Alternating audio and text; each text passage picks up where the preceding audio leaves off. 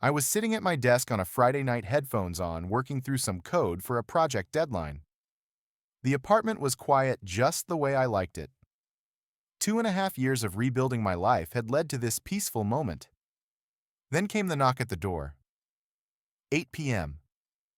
I figured it was Kyle dropping by unannounced again. I opened the door and there she stood. Jessica, my ex, the woman who shattered my world. In her arms was a 6-month-old baby in a blue onesie. She looked exhausted, desperate. "Brenton, I need your help. Marcus left us. This is your chance to make things right." I stood there frozen, unable to process what I was seeing. And that is when I realized my nightmare from 2.5 years ago was not over. It was just beginning. Before I tell you how this story unfolded, drop a comment letting me know where you are watching from. Hit that like button if you have ever had someone from your past show up unexpectedly. And subscribe because this story gets wild. Trust me, you will want to hear what happened next. Let me take you back to how Jessica and I even started. I met her when I was 22, fresh out of college, and working my first real job as a junior software engineer. She worked at this coffee shop 3 blocks from my apartment, the kind of place with exposed brick walls and indie music playing softly in the background. I started going there every morning before work. Not just for the coffee, though they made a solid caramel macchiato with an extra shot. I went because of her. Jessica had this smile that made you feel like you were the only person in the room. She remembered my order after the second visit. "Caramel macchiato extra shot, right," she would say, already writing it on the cup before I could answer. We started dating 3 months after we met. Those first few years were good, really good. We took road trips to the coast every summer, windows down, music blasting, her hand in mine. We cooked dinner together on Sunday nights, trying out recipes we found online, and laughing when they turned out terrible. We talked about the future, where we would live, what kind of house we would buy, how many kids we wanted. I thought she was the one. I really did. I imagined proposing to her on one of those beach trips, getting down on one knee in the sand while the sun set behind us. Then came year 3. Jessica got a new job at a marketing firm downtown. Better pay, better benefits, better opportunities. I was proud of her. She worked hard for that position. But the job came with something else. Marcus, her new boss. 35 years old, recently divorced, drove a black BMW that probably cost more than my annual salary. At first, Jessica talked about him the way you talk about any coworker. Marcus wants the campaign done by Friday. Marcus thinks we should pitch to this client. Normal stuff. But then it changed. She started coming home later. 10 p.m. turned into 11 p.m., then midnight. She was always on her phone, texting, smiling at the screen, in a way she used to smile at me. I asked her about it one night while we were watching a movie. "Is everything okay at work? You seem stressed." She did not even look away from her phone. "It is just a busy season. You know how it is." I wanted to believe her. I did not want to be that guy, the jealous boyfriend who could not trust his girlfriend. So I let it go. But the distance between us grew. She stopped wanting to go on our Sunday grocery runs. She stopped cooking with me. She stopped reaching for my hand when we walked down the street. By the second month of her new job, we were living like roommates, not partners. Then came the night I found out. It was a Friday in late October. Jessica had texted me earlier saying she had to work late, some big presentation on Monday. I decided to surprise her. I picked up Thai food from her favorite restaurant, the one with the green curry she loved, and drove to her office building. Her car was still in the parking garage, so I knew she was there. I took the elevator to the 5th floor, walked through the empty hallways with their fluorescent lights buzzing overhead. The office was dark except for one room at the end of the hall. The conference room. I heard laughter. Her laughter. And his. I opened the door. I will never forget what I saw. Jessica and Marcus. Her blouse was on the floor next to the table. His tie was loosened. There were candles on the conference table, the kind you get from fancy stores, and an open bottle of champagne. They both froze when they saw me. Jessica's face went white. "Brenton, this is not what it looks like." But Marcus, he just smirked. "Actually, man, it is exactly what it looks like." I felt like the floor had disappeared beneath me. I stood there for 5 seconds that felt like 5 hours, staring at the woman I thought I would marry, the woman I had trusted completely. I did not yell. I did not throw the Thai food at them. I just said 3 words. "We are done." Then I walked out. Jessica ran after me, heels clicking on the tile floor. "Brenton, wait. Please. I made a mistake. He means nothing to me. You are the one I love." I kept walking. I got in my car, drove to Kyle's apartment, and stayed there for 3 days. Kyle did not ask questions. He just handed me a beer, set up the guest room, and let me exist. The pain was not just about losing Jessica. It was about losing 3 years of trust. 3 years of believing someone when they said they loved you. 3 years of planning a future that turned out to be built on sand. The first month after the breakup was brutal. I threw myself into work, taking on extra projects, staying at the office until 9 or 10 at night. Anything to avoid going home to an empty apartment that still smelled like her perfume. Jessica kept texting me, "I miss you." Marcus and I broke up. I made the biggest mistake of my life. "Please, can we just talk?" I read every message, felt the temptation to respond to give her another chance. But I did not. Instead, I blocked her number. Blocked her on social media. Cut off every avenue she had to reach me. By the 3rd month, I started to feel human again. Kyle dragged me to the gym, said I needed to do something other than work and sleep. He was right. I started going 3 times a week, then 5. I reconnected with friends I had neglected during my relationship with Jessica. I went to happy hours, barbecues, game nights. I remembered what it felt like to laugh without thinking about her. Kyle also got me into hiking. Every Saturday morning, we would drive an hour outside the city to some trail, spend 4 hours walking through the woods, not talking about anything important. Just existing in nature. It helped. 6 months after the breakup, something good happened. I got promoted to mid-level engineer. More responsibility, more pay, more recognition. My boss pulled me into his office and said, "Brenton, you have been doing exceptional work. We want to invest in your future here." It felt good to be valued. Around the same time, I moved to a new apartment across town. 1 bedroom, 10th floor, big windows overlooking the city. No memories of Jessica. No ghosts.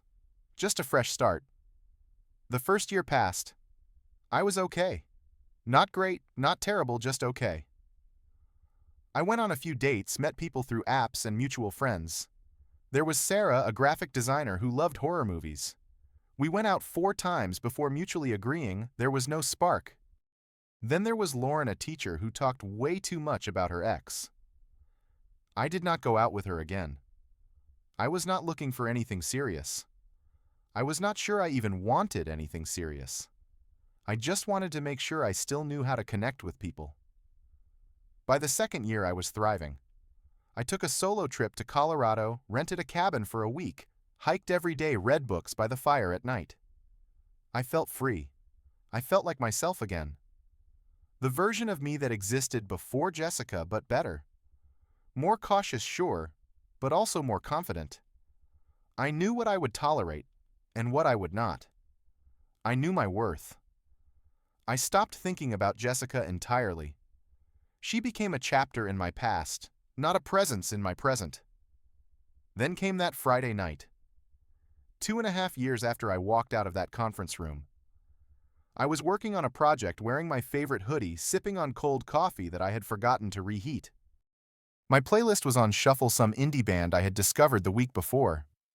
It was 8 p.m. I heard the knock. 3 firm taps. I assumed it was Kyle. Maybe he wanted to grab late-night tacos or watch a game. I walked to the door unlocked, it pulled it open. And there she was. Jessica. Her hair was still long, still that shade of brown that caught the light just right. But her face looked different. Tired. Older. There were dark circles under her eyes, lines around her mouth that had not been there before. And in her arms, wrapped in a soft blue blanket, was a baby. 6 months old, maybe. Big eyes, tiny hands curled into fists. I just stood there staring, my brain trying to catch up with what my eyes were seeing. Brenton. She said my name like it was a prayer. I know this is unexpected. Can I come in? I could not speak. My mouth opened, closed. Opened again. Finally, I managed. What are you doing here? How did you even find my address? She shifted the baby to her other arm. Your mom. I called her last week. I told her I needed to talk to you about something important. She gave me your address. Of course she did. My mom always believed in second chances, in forgiveness, in reconciliation. She did not know the whole story. I had spared her the details, just told her Jessica and I had grown apart. Please, Brenton, just 5 minutes. Every instinct told me to close the door, to say no, to protect the peace I had worked so hard to build. But then I looked at the baby, this tiny innocent human who had no idea what was happening, and I could not do it. I could not slam a door in the face of a child. I stepped aside. 5 minutes. Jessica walked in, her eyes scanning my apartment. She set the baby carrier down on the floor next to my couch. The baby was asleep, little chest rising and falling steadily. Jessica turned to me. This is Sophie. She is Marcus's daughter. Well, was supposed to be. I felt my stomach drop. What do you mean was supposed to be? Jessica sat down on my couch without asking, like she still had the right to make herself comfortable in my space. After you left Marcus and I got serious. He promised me he was done with his ex-wife, that he wanted to build a future with me. 6 months later, I got pregnant. He was happy at first. Said he always wanted to be a dad. But when Sophie was born, everything changed. He said the responsibility was too much, that he was not ready to be tied down again. He started coming home later and later. Then he stopped coming home at all. She looked down at her hands, twisting a ring on her finger that I did not recognize. Last month he disappeared completely. Changed his number. Blocked me on everything. I went to his office and they said he took a leave of absence. I do not know where he is. He is not paying child support. I have no job. My mom passed away last year. I have no one, Brenton. No one. I stood there leaning against the wall, arms crossed, trying to process this. So you came here, to me, after 2.5 years, because you need help. She nodded. I know I hurt you. I know I do not deserve anything from you. But Sophie, she needs stability. And you were always the good guy, the responsible one, the one who wanted a family. I felt something boil inside me. Anger, disbelief. So you want me to what, playhouse raise another man's child because he was too much of a coward to stick around? Jessica started crying. I am not asking you to be her father. Just help us. Let us stay here for a few weeks until I figure things out. You have this big apartment. Plenty of space. I looked around. My 1-bedroom apartment. Barely 700 square feet. Not big by any standard. Remember when you said you would do anything for me, that I was your person? And there it was. The manipulation. Using our past, our history to guilt me into fixing her present. That was before you cheated. That was before you chose him over me. Jessica wiped her eyes. I made a mistake, but Sophie did not. She is innocent in all this. Do not punish her because of what I did. Using the baby as leverage. As a tool to make me feel guilty. I felt trapped, conflicted. Part of me wanted to help because that is who I am. But another part, the part that had spent 2.5 years healing, knew this was wrong. I did not answer right away. I told Jessica I needed time to think. She looked at me with those desperate eyes. "Can we at least stay tonight? Sophie needs to sleep. It is already late." I looked at the clock. 8:30 p.m. I looked at the baby still asleep in her carrier, oblivious to the chaos around her. I could not put a 6-month-old out on the street at night. I was not that person. "One night," I said. "Just tonight. Tomorrow we figure this out." Jessica nodded quickly. "Thank you. Thank you so much." She grabbed the baby carrier and a diaper bag I had not noticed before. I gave her a pillow and a blanket, set her up on the couch. She placed Sophie in the carrier next to her, whispered something to the sleeping baby, then lay down. I went to my bedroom, closed the door, and sat on the edge of my bed. My mind was racing. What was I doing? Why did I let her in? I knew this was a mistake. I knew it the moment I opened that door. I lay in bed, staring at the ceiling, listening to the sounds of the apartment. The hum of the refrigerator, the distant traffic outside. And then at 2 a.m., I heard it. Crying. Sophie was crying. I waited, assuming Jessica would get up. The crying continued. 2 minutes. 3 minutes. I got up, walked to the living room. Jessica was still on the couch, eyes closed, not moving. Either she was a very deep sleeper, or she was pretending. I had a feeling it was the latter. I walked over to Sophie. Her face was red, scrunched up, tears on her tiny cheeks. I had no idea what to do. I had never changed a diaper in my life. Never held a baby that small. But she was crying, and no one else was helping. I picked her up, carefully supporting her head the way I had seen people do in movies. She was warm, soft, surprisingly heavy for someone so small. I checked her diaper. Wet. Of course. I found the diaper bag, dug through it, until I found a clean diaper and some wipes. I laid her down on the couch, fumbled through the process, and somehow managed to get the new diaper on without any disasters. Sophie stopped crying. She looked up at me with these big, curious eyes, and I felt something I did not expect. A connection. Not love, not obligation, but something softer. Compassion. This baby did not ask to be born into this mess. She did not choose her father or her mother's mistakes. She was just here needing someone to care. I held her until she fell back asleep, then placed her back in the carrier. I stood there for a moment, watching her breathe. And then I realized something important. Feeling compassion for Sophie did not mean I had to sacrifice my life for her. The next morning, I woke up to the smell of coffee. I walked into the kitchen. Jessica was up, sitting at my small dining table, holding a mug. "I made coffee. I hope that is okay.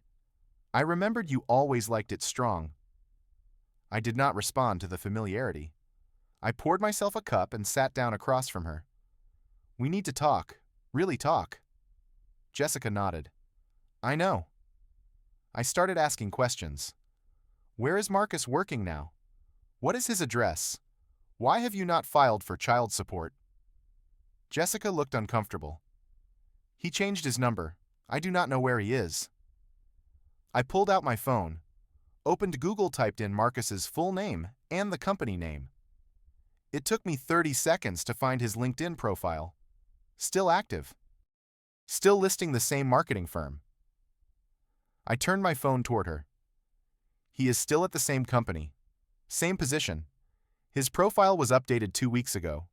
You could file for child support. Why have you not? Jessica's face went pale. "It is complicated. He threatened me. Said if I came after him legally, he would make my life hell. He has lawyers. Money. I do not have anything."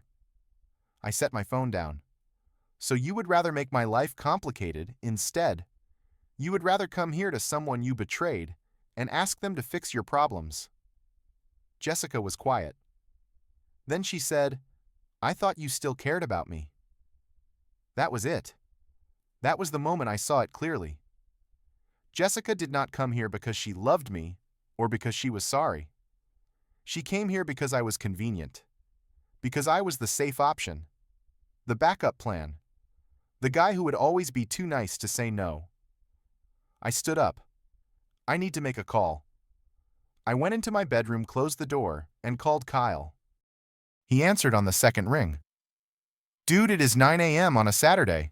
This better be good. I told him everything.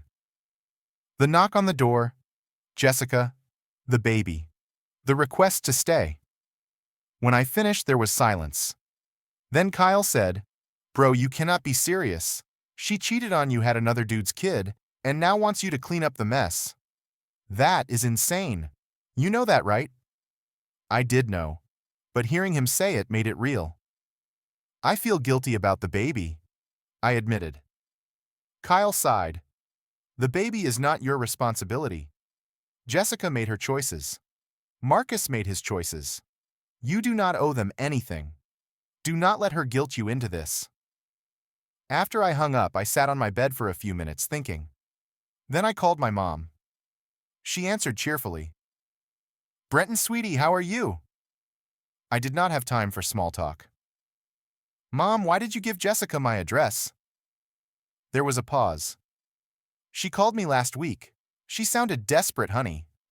She said she needed to talk to you about something important. I thought maybe you two could work things out. I always liked Jessica.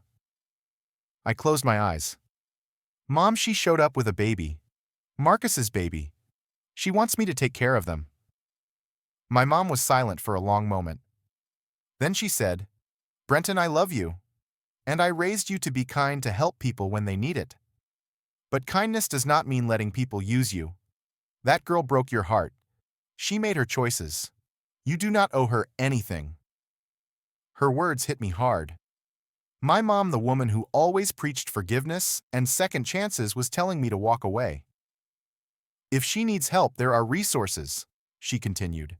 Shelters, government assistance, family services. You are not her backup plan, Brenton. You deserve better than that. When I hung up, I felt something I had not felt in 2 days. Clarity. I walked back into the living room. Jessica was on the floor playing with Sophie, making silly faces while the baby giggled. It was a sweet scene, but it was not my scene. It was not my life. I sat down in the chair across from them. Jessica, I have thought about this, and my answer is no. Her face went from hopeful to shocked. No, Brenton, I have nowhere to go. I stayed calm. That is not true. You have options. You can file for child support from Marcus. There are government programs for single mothers. There are shelters and family services. But I am not your option. I am not your backup plan. Jessica stood up, leaving Sophie on the blanket. After everything we had, you are just going to turn your back on me and an innocent baby. I stood up too. You turned your back on everything we had when you slept with Marcus in that conference room. You made your choice, and I am making mine. Jessica's eyes filled with tears, but this time I did not feel moved. You are heartless. I thought you were different. I thought you were a good person. I nodded. I am a good person. That is why I am saying no. Because saying yes would be enabling your manipulation. It would be unfair to Sophie to grow up thinking this dynamic is normal. And it would be destroying myself to fix your mistakes. Jessica tried one more time. Fine. But when Sophie asks why her father left and why no one wanted us, I will tell her about you. I will tell her that you had the chance to help, and you chose not to. I did not flinch. You can tell her whatever you want, but the truth is her father left because he is irresponsible. And I said no, because I am not her father. She deserves to know the truth, and she deserves better than being used as a manipulation tool. I walked to my wallet, pulled out $200 in cash, and handed it to her. This will get you a hotel room for a few nights. Tomorrow I will help you find resources, social services, legal aid, whatever you need to get on your feet. But after that, you need to leave and never contact me again. Jessica stared at the money, then at me. She realized I was serious. She picked up Sophie, put her in the carrier, grabbed her bag. At the door, she turned around one last time. "You will regret this." I looked at her, this woman I once thought I would marry, and felt nothing. No anger, no love, nothing. The only thing I regret is opening that door 2 nights ago. Goodbye, Jessica. She left. The door closed. And for the first time in 2 days, my apartment was quiet again. The week after Jessica left was strange. Not bad, just strange. I kept expecting her to show up again, to text, to call. But she did not. I went back to my normal routine. Work, gym, hiking with Kyle on the weekends. But something felt different. I felt lighter, but also more aware. Aware of my boundaries. Aware of my worth. Aware that I had passed a test I did not know I was taking.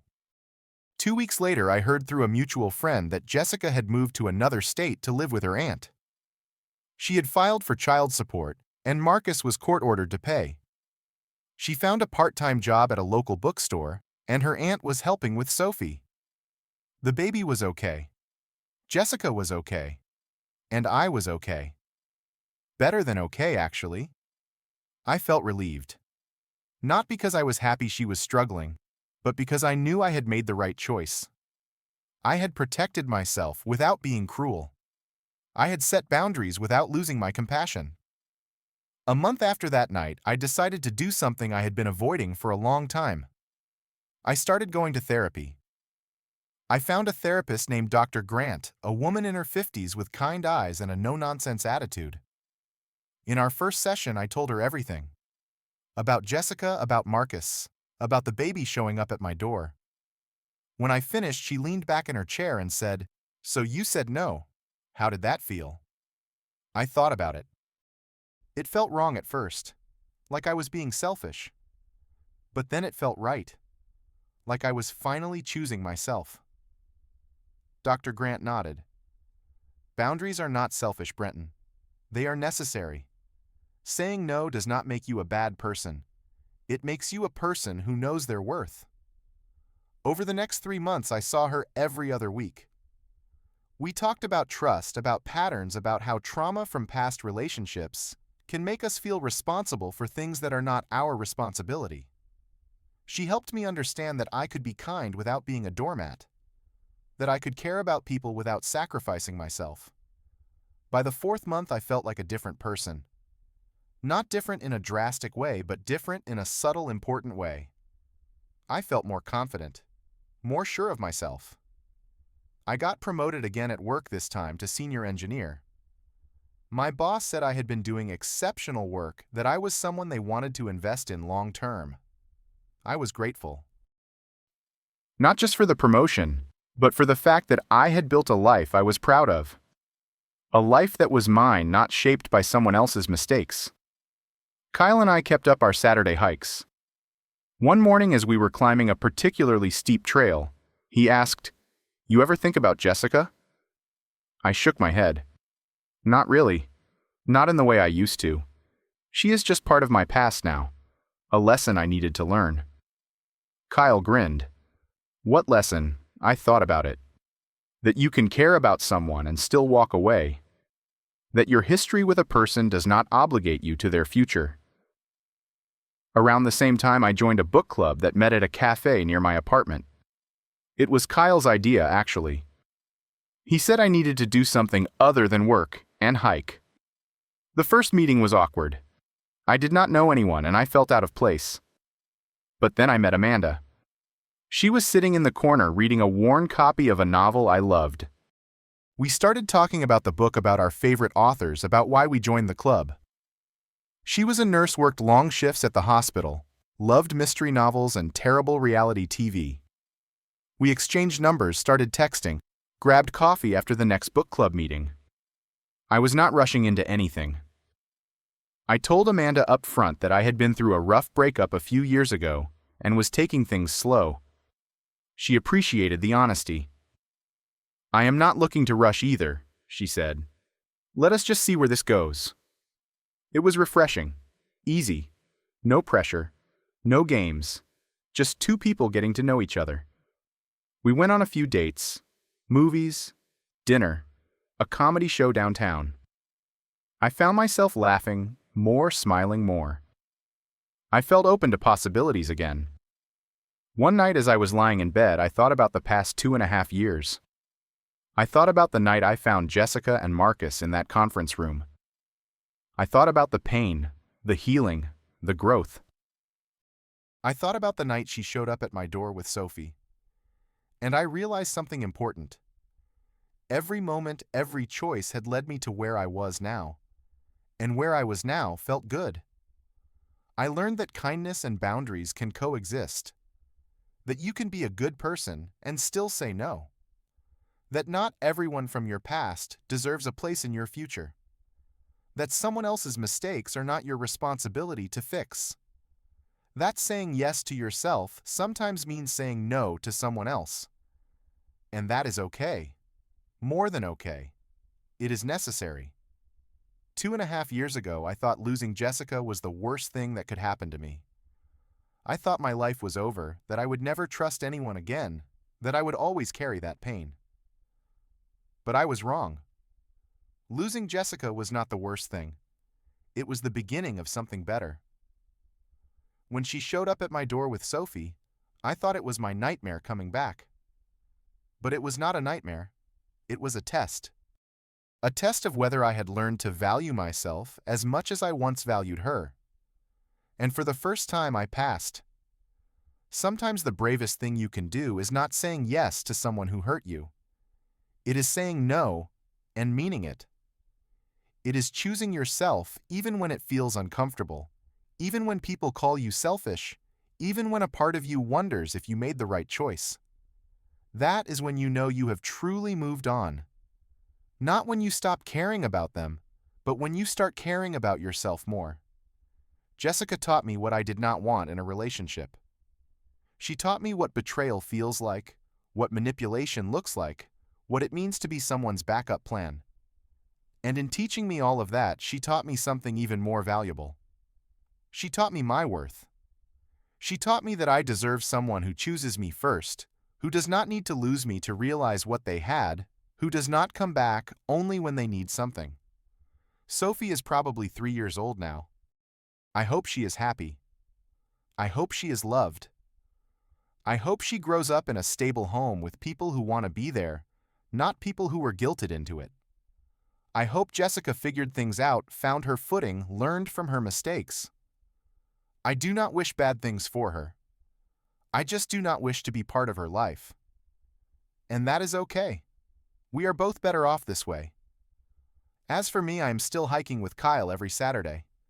Still working on challenging projects at my job. Still seeing Amanda taking things one day at a time, enjoying the journey without worrying about the destination. I am still going to therapy every other week, still learning about myself, still growing. I am still choosing me, and it feels right. So let me ask you this. Have you ever had to say no to someone you once cared about? Have you ever had to choose yourself even when it felt selfish? Have you ever had to walk away from someone who needed you because staying would have destroyed you? Drop a comment below. I would love to hear your story. And if this resonated with you, hit that like button. Subscribe if you want more real stories about relationships, boundaries, and choosing yourself. Share this with someone who needs to hear it. Someone who is struggling to say no. Someone who needs permission to choose themselves. Thank you for listening to my story. I know it was not easy. I know it was messy and complicated and uncomfortable. But that is what real life is. Messy and complicated and uncomfortable. And sometimes the hardest thing you can do is also the right thing. I hope you find the courage to set your boundaries, to know your worth, to choose yourself. You deserve that. We all do. Take care of yourself. And remember, your past does not define your future. You do.